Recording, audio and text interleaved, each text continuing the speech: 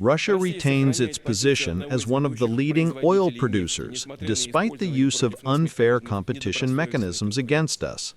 We provide about 10% of global production and expect that 510 million tons of oil will be produced in our country by the end of the year. This is about 1% lower than last year, but I would like to draw your attention, dear colleagues, this is happening in accordance with the agreements under the OPEC Plus agreement. That is, this is a voluntary reduction. The Russian oil sector is working steadily, making plans for the future.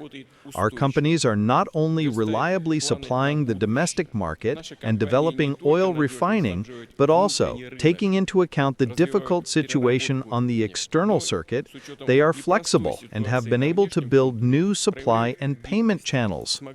Previously, our exports of oil and petroleum products were mainly focused on one consumer, the consumer of the European Union, but now the geography is much broader.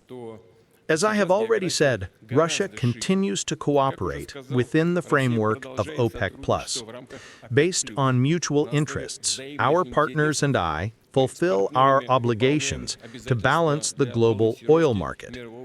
I would like to draw your attention to the fact that this is done not only for manufacturers, but also for consumers.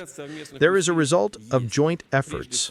First of all, I am referring to the volume of supply on the market and the price situation.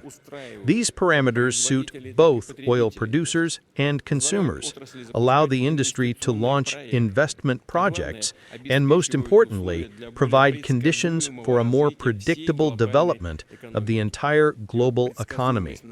Predictability in the oil market is probably the most important thing in this sector of the global economy. As for the global gas market, supply chains are also changing, and the reasons are also objective. Gas consumption is steadily growing in the Asia-Pacific region, the Middle East, and Latin America, while in Europe, gas demand is still below the level of 2019. Why is the demand for primary energy lower? Yes, because industrial production is declining. You don't need as much. That's all.